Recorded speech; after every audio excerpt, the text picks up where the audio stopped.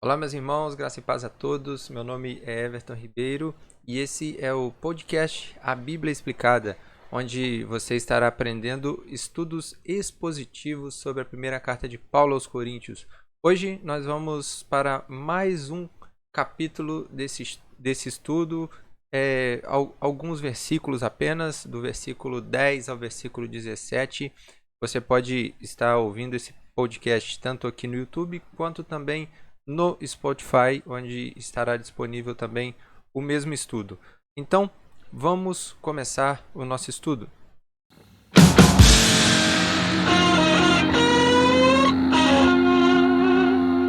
Hoje nós vamos estar estudando, como eu já havia dito, a primeira carta de Paulo aos Coríntios, no capítulo 1, do versículo 10 ao versículo 17. Este é o estudo de hoje.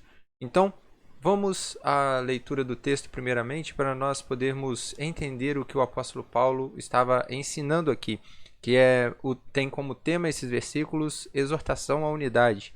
Paulo prega a unidade na igreja nesses versículos agora, enquanto vem falando sobre um tema de suma importância para a saúde espiritual da igreja cristã.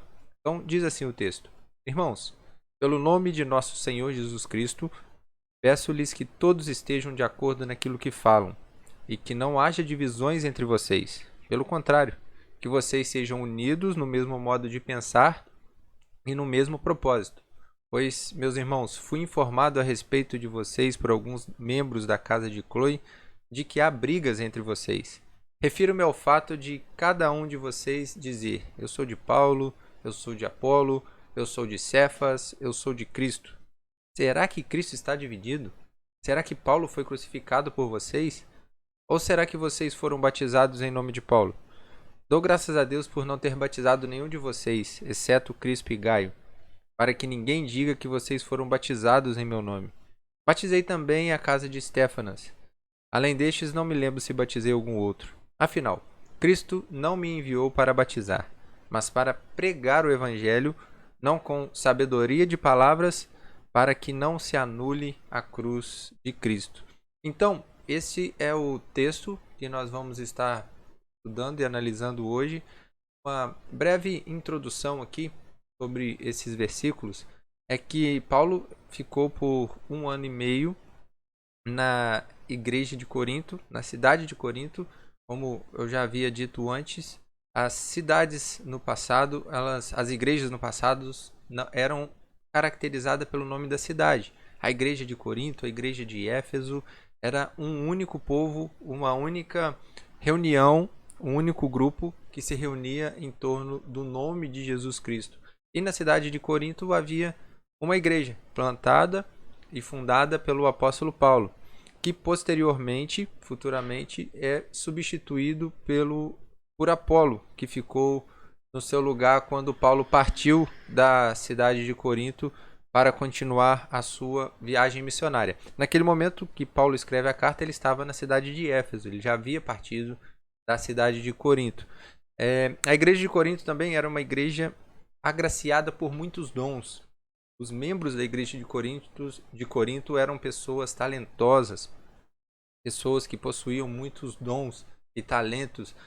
Tanto que o apóstolo Paulo escreve um pouco antes que eles haviam entre eles todos os dons espirituais. Mas nem por isso significava que a igreja de Corinto era uma igreja espiritual, por ter todos os dons, porque o apóstolo Paulo vai chamá-los de carnais um pouco mais à frente aqui. Mas nós vamos entrar nisso posteriormente, nós vamos estar falando sobre isso também aqui na carta. Paulo, então, nesse contexto, ele recebe esse relato de alguns membros da família de Chloe de que havia divisões no meio da igreja de Corinto. Então ele escreve e dedica 4 capítulos aqui para poder tratar apenas desse tema, dessa questão das divisões que estavam acontecendo na igreja de Corinto. Então, é uma breve introdução, um breve comentário para a gente contextualizar nesses versículos para podermos continuá-los analisando-os um pouco mais a fundo, entender o que se passava por trás disso que Paulo escreveu. No versículo 10, nós temos aqui na primeira parte do versículo 10, Paulo dizendo e começando a frase da seguinte forma: Irmãos, pelo nome de nosso Senhor Jesus Cristo. Paulo iria então começar um assunto delicado com uma igreja onde havia muitas pessoas que não iam muito com sua cara. Muitos membros da igreja de Corinto questionavam o seu apostolado devido ao fato dele não ter sido escolhido ou ter, eu quero dizer, ter estado junto com os 12 apóstolos iniciais, mas ter sido escolhido posteriormente por Jesus. Eles acham que o apostolado dele não era autêntico, não era um apostolado digno de respeito.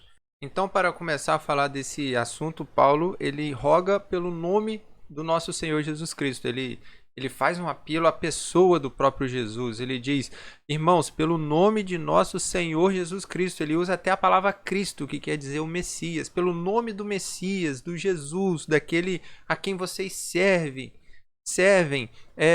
Eu quero dizer algo para vocês. Peço que todos vocês estejam de acordo naquilo que falam e que não haja divisões no meio de vocês. Era um problema tão sério que Paulo ele roga pelas misericórdias de Jesus, já que o nome de Paulo por alguns não eram respeitados. Paulo agora ele usa o nome do próprio Cristo, do Senhor, daqueles que eles diziam que serviriam, que era Jesus Cristo. Então, pelo nome de nosso Senhor Jesus Cristo, eu rogo-lhes que estejam de acordo naquilo que falam e que não hajam divisões no meio de vocês. Pelo contrário, que vocês sejam unidos no mesmo modo de pensar e no mesmo propósito. Ou seja, estejam de acordo naquilo que falam.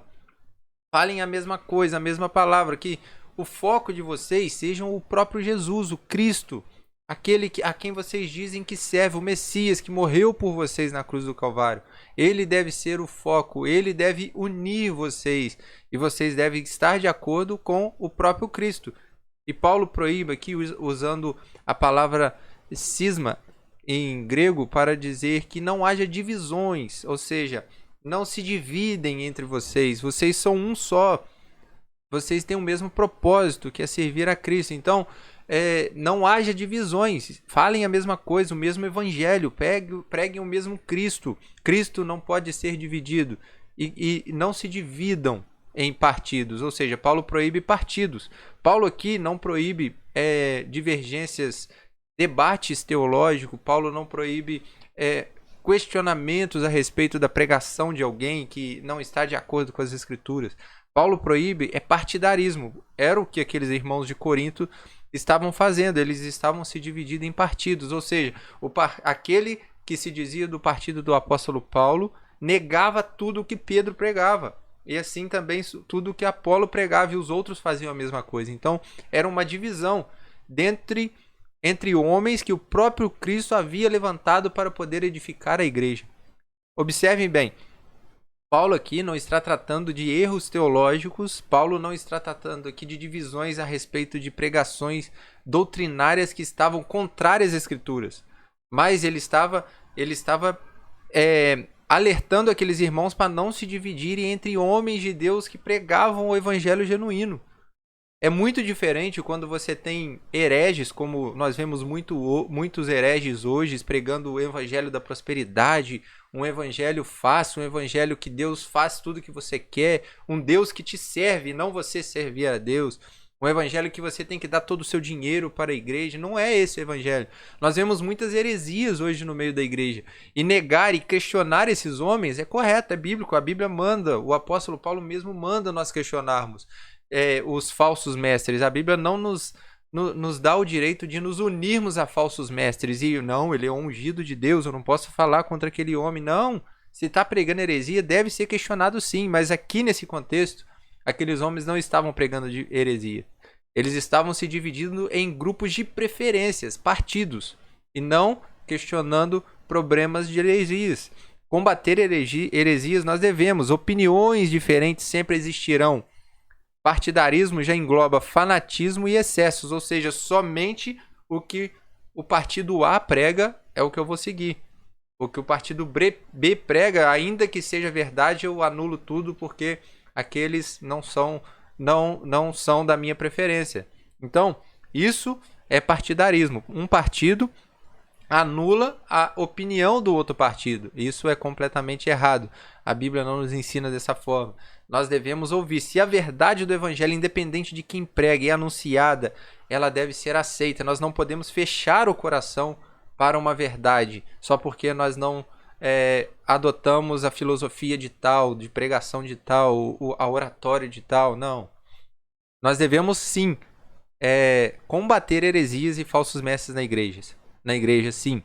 Isso é fato, isso nós devemos fazer, mas nós não devemos nos dividir em partidos entre aqueles que pregam o evangelho genuíno, o evangelho da paz, o evangelho de Cristo, o evangelho bíblico. Então é isso que nós vamos dizer aqui na sequência, o mesmo modo de pensar e propósito é o que a igreja deve ter. Não se dividir por questões banais, como preferências de oratória, de retórica. Não, isso não é pregar o evangelho de Cristo. O foco deve ser o evangelho genuíno. Independente do modo da eloquência que uma pessoa prega, o modo que ela prega, se ela prega o evangelho genuíno, essa pessoa deve ser respeitada, deve ser ouvida e deve ser amada pela igreja. Questionar doutrinas erradas ou mal ensinadas não é causar divisão na igreja, isso não é.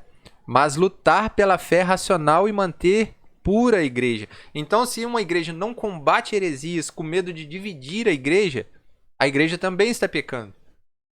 A igreja deve sim combater hereges. Isso não é dividir a igreja. Eu não vou mexer com esse problema porque o fulano vai ficar com raiva de mim e vai dividir a igreja em grupos. Não, se é grupo de herege, que eles sejam mandados para fora da igreja. Eles devem ser combatidos. Não pode deixar a heresia entrar na igreja. Isso é o evangelho genuíno, mas essa divisão que Paulo prega não é esse tipo de divisão de combate à heresia. É outra coisa, era preferências, eram coisas banais. Se fossem problemas de heresia, Paulo com certeza ia entrar combatendo esses hereges. Mas aqui não era isso, eles estavam dividindo a igreja, colocando em risco a unidade da igreja, a saúde espiritual da igreja, por causa de preferências de pregadores. Isso é completamente fora daquilo que as escrituras ensinam.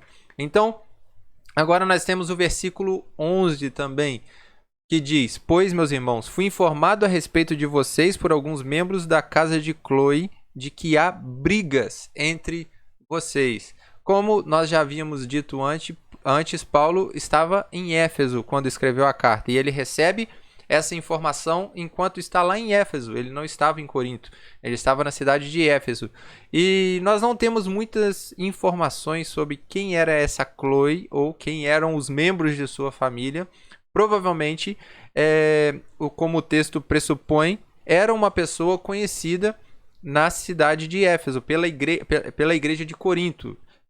Cloe era uma pessoa conhecida ali na igreja de Corinto, porque Paulo fala sobre a família de Cloe e todos parecem conhecê-la pelo tom que Paulo diz na carta. E essas pessoas, elas relataram brigas na igreja que estava prejudicando o bem-estar espiritual da igreja de Corinto. Como esses homens souberam dessas brigas e levaram para o apóstolo Paulo em Éfeso? Alguns comentaristas vão sugerir que Cloe era uma comerciante que morava em Éfeso e os seus funcionários, os seus servos, iam para Corinto para trazer mercadorias, e eles eram pessoas que participavam dos cultos também na igreja de Corinto. E eles viram esses problemas na igreja de Corinto e em suas viagens eles foram até Paulo, que estava em Éfeso, e informaram a Paulo sobre esse problema. Se Cloe era realmente uma serva cristã, nós não sabemos, mas o fato é que esses servos levaram para Paulo lá em Éfeso o problema. Então eles deviam ter um contato entre as duas cidades. É o que o texto nos aponta, mas é o único relato sobre essa mulher, Cloe, e os seus membros, os membros de sua família. Nós não sabemos o que realmente ou quem era essa mulher que é retratada aqui. Brigas partidárias, então, demonstram falta de amor na igreja. Brigas partidárias demonstram falta de amor, porque você não ama aquele que prega ou que pensa um pouco diferente ou tem uma maneira um pouco diferente de você. Isso mostrava um problema muito maior naquela igreja de Corinto. Tanto que Paulo vai tratar do amor lá no capítulo 13. E mostrar que sem amor tudo o que eles faziam era em vão. Eles podiam ter todos os dons, falar a língua até dos anjos. Ele usa até uma expressão de exagero ali. Vocês podem falar a língua dos anjos, que de nada vai servir se vocês não tiverem amor. É o que Paulo está retratando aqui nessa parte da carta de Coríntios, porque estavam havendo brigas entre aqueles irmãos e por coisas banais. Então, ele continua dizendo, ó, refiro-me ao fato de cada um de vós dizer, eu sou de Apolo, e eu sou de Paulo, e eu de Apolo, e eu de Cefas, e eu de Cristo.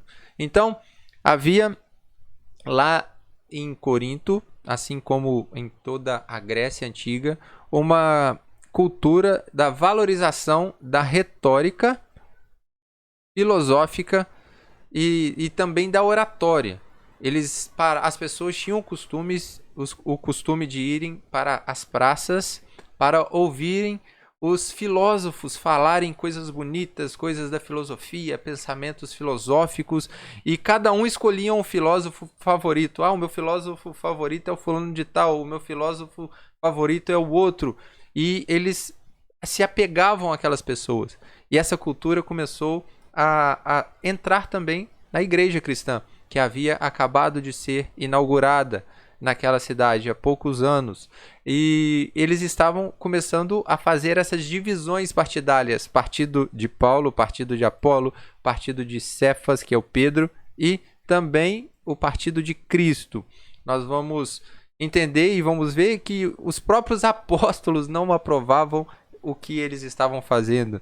Era algo totalmente errado, totalmente contra as escrituras, que nem mesmo os apóstolos de Cristo aprovavam. Eles tinham partido em nome de um apóstolo, mas o próprio apóstolo não aprovava o que eles estavam fazendo. Tanto que Paulo vem os repreender, que é o primeiro que ele cita, eu sou de Paulo. E o apóstolo Paulo, que era o fundador e pai da igreja de Corinto, ele havia pregado para aqueles irmãos, fundado a igreja, capacitado aquela igreja, e depois ele vai para a sua viagem missionária e Apolo assume o seu lugar. E como ele era o fundador da igreja, era muito fácil dizer, porque alguns adoravam ou cultuavam o seu nome, colocando como o partido apostólico de Paulo, como alguns vão dizer. Eles estavam seguindo o apóstolo Paulo porque ele é o pai da igreja, ele pregou para nós. Não, nós devemos ouvir apenas ele, não outros homens, outros pregadores. E como muitos também negavam o apostolado de Paulo, é fácil nós entendermos que haviam aqueles que não o admiravam. Paulo defendeu então Apolo em várias ocasiões. Nós vamos ver na carta vários textos aqui que o apóstolo Paulo ele defende Apolo, ele coloca Apolo como homem de Deus. Então, Paulo não aprovava o que eles estavam fazendo, um partido em seu nome. Isso é estranho, o que aquela igreja estava fazendo. Eles estavam colocando o mundanismo dentro da igreja. Era uma igreja mundana. O reverendo Hernandes Dias Lopes diz em seu comentário sobre a carta que os seguidores de Paulo provavelmente eram aqueles que visavam mais a parte da liberdade cristã e provavelmente estavam transformando a liberdade cristã em libertinagem. Então o reverendo Hernandes Dias Lopes ele acredita que os que pregavam o total rompimento da cultura cristã com o judaísmo, eles estavam abusando dessa liberdade cristã. Nós vamos ver várias dúvidas sobre liberdade cristã também durante a carta. Nós vamos tratar sobre isso posteriormente. Mas os membros do partido apostólico do apóstolo Paulo estavam fazendo exatamente isso, transformando liberdade cristã em libertinagem. Os do partido de Apolo agora, que era o outro partido que eles estavam criando na cidade, é fácil também nós entendermos. O Apolo era um homem eloquente, o apóstolo Paulo vai dizer isso, que ele era eloquente na pregação, ele tinha a característica de um filósofo, como ele tinha aquela eloquência filosófica da Grécia Antiga para pregar, E ele usou isso para uma parte boa, que era a parte do evangelho. Era fácil Apolo atrair aqueles da cultura grega porque ele tinha uma boa oratória, uma boa pregação e era também um grande conhecedor da palavra de Deus, do evangelho. Ele foi ensinado por Priscila e Áquila em um tempo também, onde ele aprendeu e aperfeiçoou a respeito do evangelho. E ele usa isso para o bem, esse dom da retórica, da oratória, para o bem da igreja. Ele pregava para ganhar almas. E ele possuía um conhecimento magistral das escrituras. Ele era grego, da cidade de Alexandria, o Apolo. E ele foi aquele que tornou o sucessor do apóstolo Paulo, após o Paulo partir de Corinto. Então, ele ganhou a admiração de muitos aqui lá em Corinto por causa dessa sua eloquência na oratória, especialmente dos que reclamavam da falta de eloquência de Paulo. E nós vamos ver alguns reclamando aqui também no capítulo 2 de 1 Coríntios. Eles reclamavam que a pregação de Paulo não era eloquente. Talvez ele pregava de um modo mais tradicional, mais calmo, sem gritar. E o Apolo era eloquente, ele era fervoroso enquanto pregava. Então se tornou justamente essa divisão partidária. Então se formou o partido filosófico de Apolo, que era o partido voltado para aqueles que curtiam um pouco a questão da filosofia, da boa oratória, da boa retórica. Esse foi o partido de Apolo. O outro partido, então, que se formou também foi o partido de Cefas. Cefas é o nome aramaico de Pedro, que no idioma grego, é Petrus, que traduzido para nós hoje, Pedro. Cefas era o nome hebraico dele, então se usava muito também esse nome. Não há como então comprovar que Cefas ou Pedro tivesse visitado Corinto na ausência de Paulo. A gente não sabe, não tem como provar que realmente que Pedro esteve em Corinto alguma vez e esses irmãos o conheceram pessoalmente.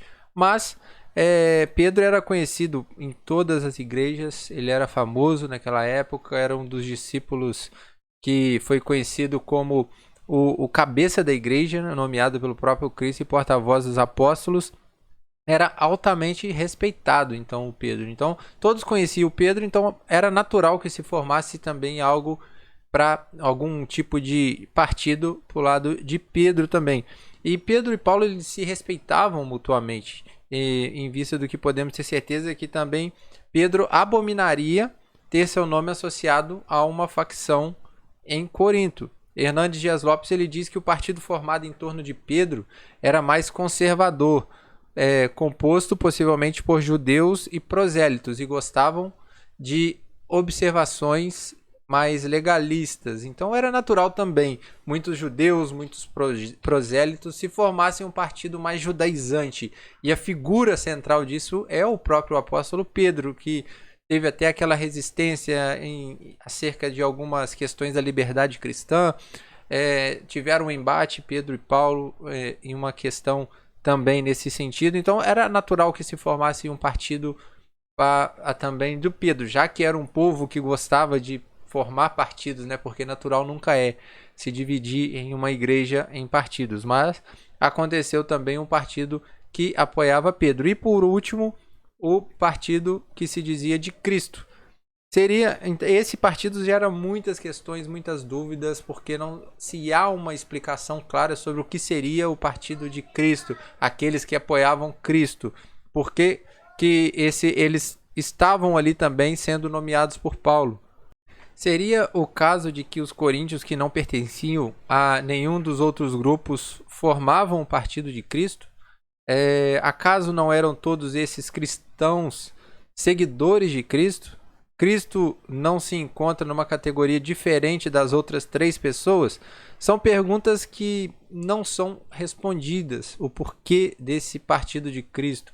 O reverendo Augusto Nicodemos ele vai dizer que esse partido de Cristo era o mais perigoso, porque é aqueles que se achavam superiores aos outros. Não, eu não sou de ninguém, eu sou mais espiritual, eu sou de Cristo. É uma posição, mas o certo é que nós não sabemos certamente o que essas pessoas diziam sendo do partido de Cristo.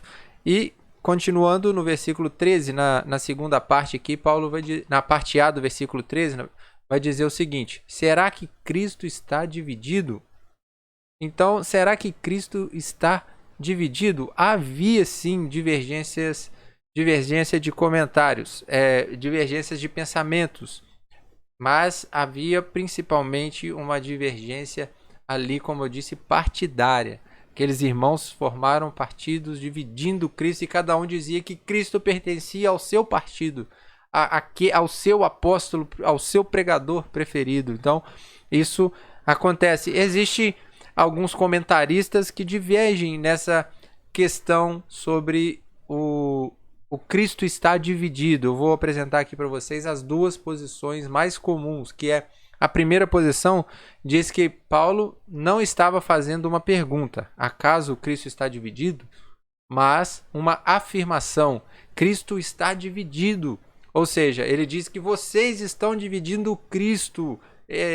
Como vocês podem dividir o Cristo dessa forma? Essa é a posição, por exemplo, do Werner de Boer, é um comentarista muito famoso da linha reformada, e ele vai dizer que a seguinte declaração: a esse ponto chegastes em Corinto, que o Cristo, o Senhor único, superior a todos, está sendo praticamente dilacerado por cada partido, porque cada partido quer apoderar-se dele e tirá-lo dos outros. Será que vocês também não se assustarão com isso?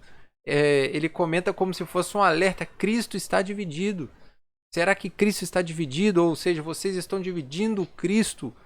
Vocês estão dilacerando ele, cada um pegando o Cristo para si.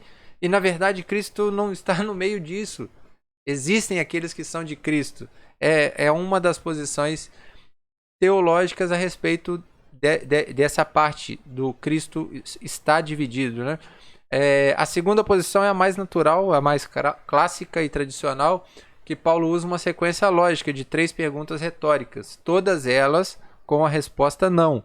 Por acaso está Cristo dividido? A resposta seria não. Cristo não se divide. Então, querer cada grupo pegar o Cristo para si, na verdade, eles estavam tirando de si o Cristo, porque Cristo não habita no meio da divisão, nesse sentido de dividir, de desmerecer os outros pregadores que também são pregadores genuínos.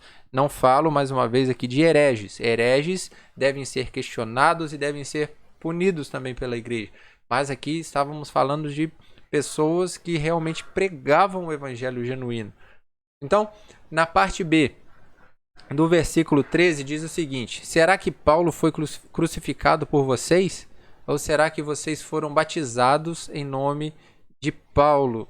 Paulo então tratando com o seu grupo, mais uma vez aqui dizendo: Paulo, por acaso Paulo foi crucificado por vocês? Ou será que vocês foram batizados no nome de Paulo? Ele está dizendo que nenhum crente pertence a ele. Ele pode ter pregado para aqueles crentes de Corinto, mas nenhum deles pertencia ao apóstolo Paulo, porque todo crente pertence ao Cristo, ao Senhor, ao cabeça de todos. Cristo, nós não somos batizados no nome do pastor que nos batizou, nós não somos batizados em nome de apóstolo, não, nós somos batizados no nome do Cristo.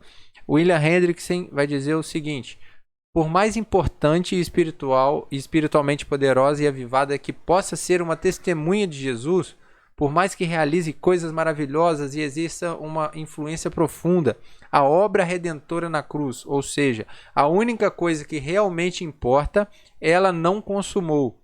Esta foi realizada apenas por um só, Jesus, o Filho puro e santo de Deus.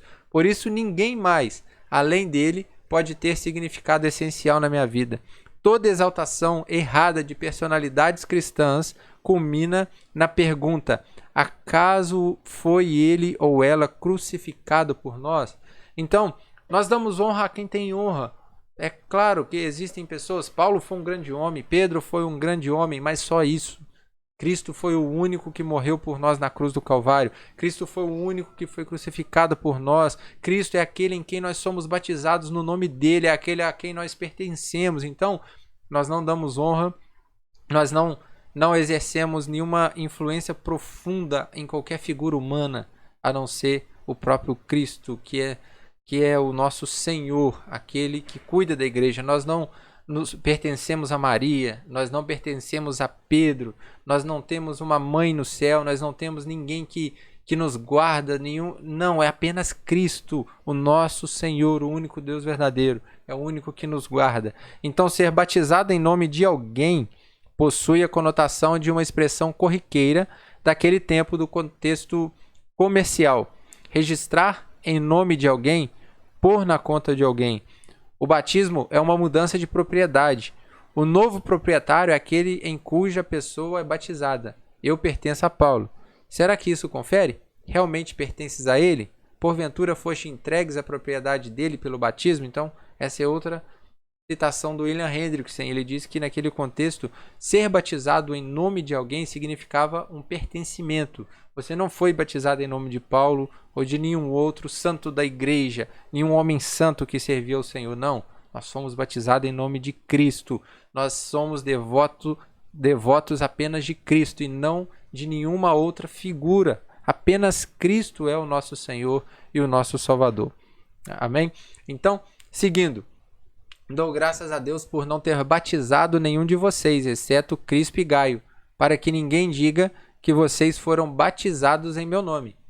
Então aqui raramente nós vemos um pastor hoje agradecer por não ter batizado alguém. O apóstolo Paulo fez isso, ele agradeceu por não ter batizado nenhum membro de Corinto, porque ninguém pode dizer que pertencia a ele por ter sido batizado por ele. É uma questão que Paulo faz, né? Paulo agradece por não batizá-los. Ele diz que ninguém pertence a ele. Ele está falando, não, ninguém pertence a mim, nenhum de vocês pertence a mim. Graças a Deus eu não batizei vocês.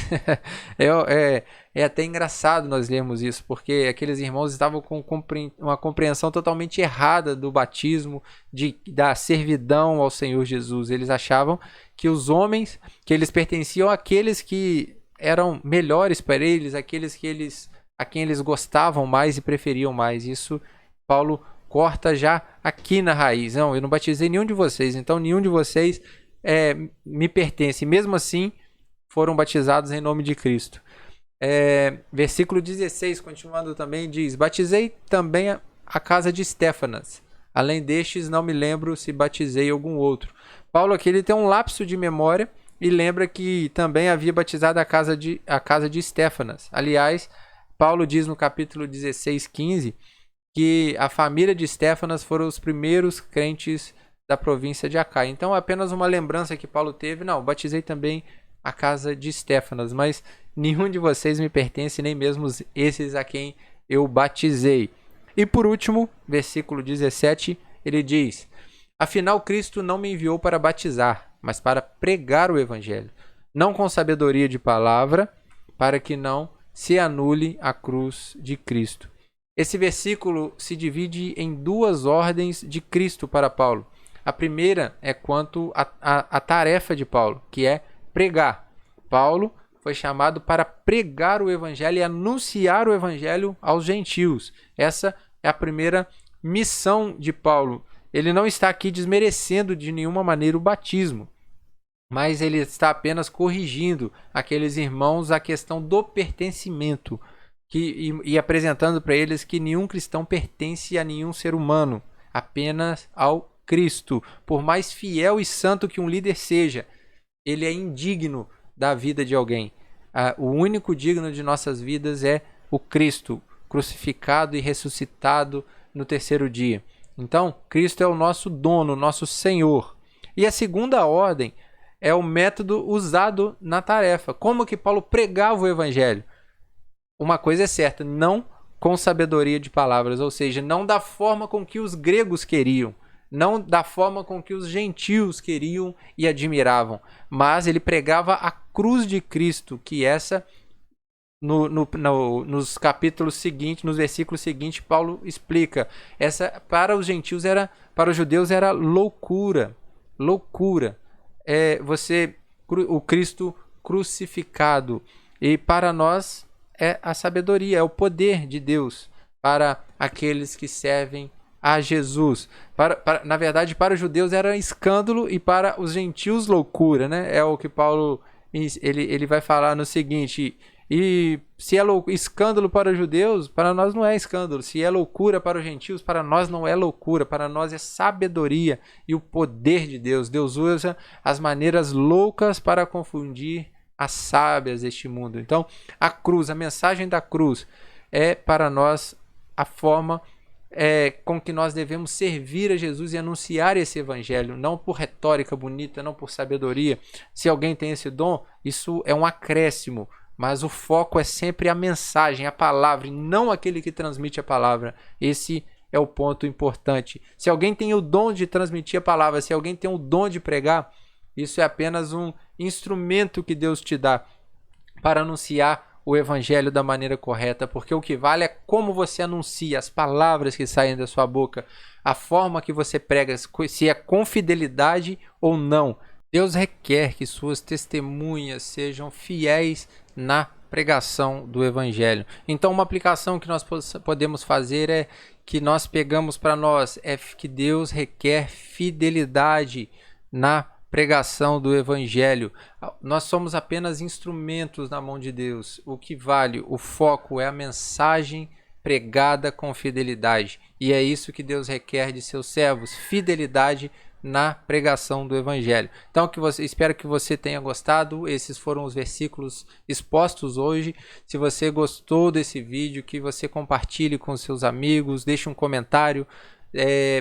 Se inscreva no nosso canal se ainda não fez isso, ouça o podcast no Spotify, se você estiver ouvindo, compartilhe também com pessoas para que outros possam também aprender da palavra de Deus. Nós estaremos fazendo mais vídeos nesse formato. Eu estarei deixando aqui na descrição do vídeo no YouTube e também no Spotify o link para você fazer o download desse esboço que eu apresentei. O vídeo, eu peço até desculpa que a segunda parte do vídeo eu tive um problema com a transmissão e não foi mostrado o esboço enquanto eu falava, mas você pode fazer o download aí na descrição também do vídeo e poder ler e estudar esse esboço para poder também complementar esse estudo que eu dei aqui para vocês. Amém? Então espero que vocês tenham gostado e vejo todos no próximo vídeo.